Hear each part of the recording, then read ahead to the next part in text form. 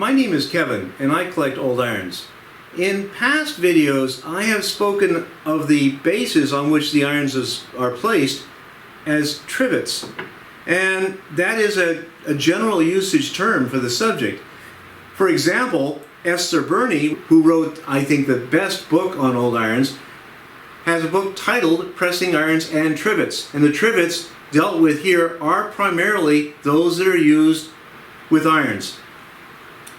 But on the other hand, Kelly and Elwood, in what is one of the very good books on trivets, make a distinction between trivets and stands. Stands are the utilitarian devices used for hearths and the laundry for day-to-day work, whereas the trivets are used for the finished product, at the dinner table perhaps. And the trivets tend to be more ornamental, while the stands tend to have a lot of advertising that speaks to the foundry or the manufacturer of the irons that the trivets might be associated with.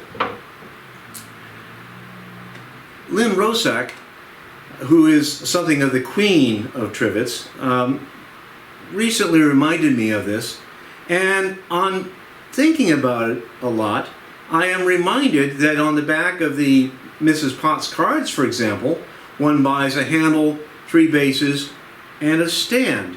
And if you look at the advertising of the period, you see reference to stands all the time. On this particular stand, this is the Owl Never Slip. I'm not even sure what iron is associated with this, but I think it's going to be a fuel iron, either natural gas or a gasoline iron. The bottom says iron stand. And thus, I have decided that forever afterwards, I'm going to try to use the word stand rather than trivet. Though bear with me if the trivet term does pop out every once in a while. The early European irons, handmade of course, commonly included stands. But in the United States, stands were not commonly provided with the irons until the Mrs. Potts irons, sold with handle, 3 bases, and a stand by the Enterprise Manufacturing Company in Philadelphia. Other manufacturers of detachable irons very quickly followed suit. There are, if you look at the American sat iron stands, 3 basic groups. There are the groups of a flat iron shape. We call these the flat back stands, and these are associated with the Mrs. Potts style and other detachable handle irons. Interestingly, those irons usually had 2 points, but they used a flat iron shaped trivet. There were double pointed trivets as well. These used for quite a number of different types of irons, but we've seen these previously in the natural gas video. And the third group are much more robustly made, very heavy feet as well. And these are associated with the manufacturers that made stoves and made heavy irons for the tailor trade.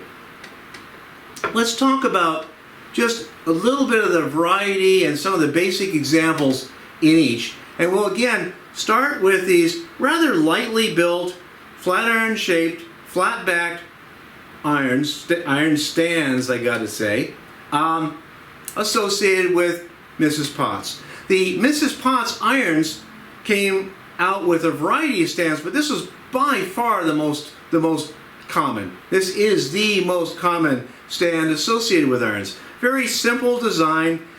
There were a variety of other designs similar to this, and some of them also included the name of the company or the name of Mrs. Potts in cut out letters around the edge.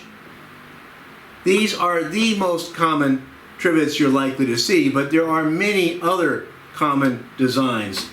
And let me show a very common stand design also by the Enterprise Manufacturing Company. This has a script E on it, and there are about a half dozen common varieties of this particular stand. To pull out another, this is the crown design, of which there are, by my count, 10 different varieties. These were marketed by a number of different foundries. This one is the Colebrookdale Iron Company in Pottstown, PA. Pottstown, PA is not that far from Philadelphia. And I should say that the Potts of Pottstown is not Mrs. Potts, but named after somebody else. Another company that made a great many different stands is the Howell Company. The big H signifies the Howell. And there is, I have 14 or 15 different varieties with this H in the middle. Most of them are for the Howell Company itself, but this one's a little bit unusual. And I think whereas for the others I have shown a very common example, here I'd like to show something rare. This one is for the Enterprise foundry from San Francisco, California. And that creates a question. What is the name Enterprise doing on a Howell trivet in San Francisco, California? And I think what happened with many of these very successful foundries was that they would oftentimes contract with other foundries or license or sell the molds for other foundries to other foundries, and they could make their own versions of these, and this might just be an example of that.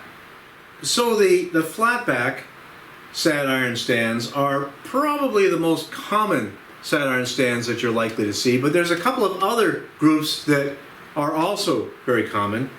The double-pointed trivets, we've already seen some of these. We talked about the natural gas irons in a previous video, but there are many of these, and not all of them used for natural gas. This one is the W, or the Royal, with a big W in the middle, and I'm not sure what the W refers to. The Royal, and there's some other names on these stands, the Peerless and so forth. These are companies that made liquid fuel irons. I have never found one of these actually with the iron that it was paired with originally. These stands and irons get separated with use, and also with all the subsequent history between then and the antique shop. So there's the Royal, and then here is another double-pointed stand. This is the best on earth.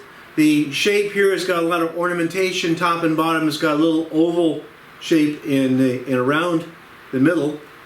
I have 14 different varieties of this shape, and all the companies associated there are companies that made Mrs. Potts style detachable handle irons, but from other companies separate from Enterprise. So some of the competing companies were making stands of a different shape.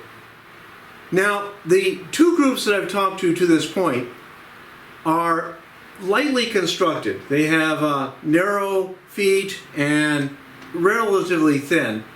The remaining group we want to talk about is much more robustly constructed, with very, very thick feet and very thick stands to them. These are made for heavy-duty irons. These are irons that mean business because they're made for business, associated with the Tailor irons, or made by the companies that make Tailor irons and have made some irons for domestic use as well. But most of these sad iron stands of robust construction were made for Tailor irons, and they're of Tailor iron size. This one is the New York Pressing Iron Company in New York, and this would have had a very heavy Tailor iron, probably powered by natural gas. We saw one like that in the natural gas video previously. And let me pull out another one. I have just the stand here. I don't know exactly the iron that was associated with it, but this was for a doozy of a goose iron.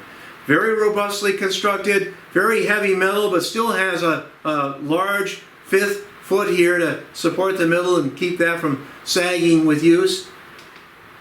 I have had a long history with these sad iron stands. I've actually been collecting sat iron stands for about as long as I've been collecting irons, 50 years. And just to give you some numbers, of the flat back trivets, I have about 120 different types. Of the double pointed, I have another 30 or so.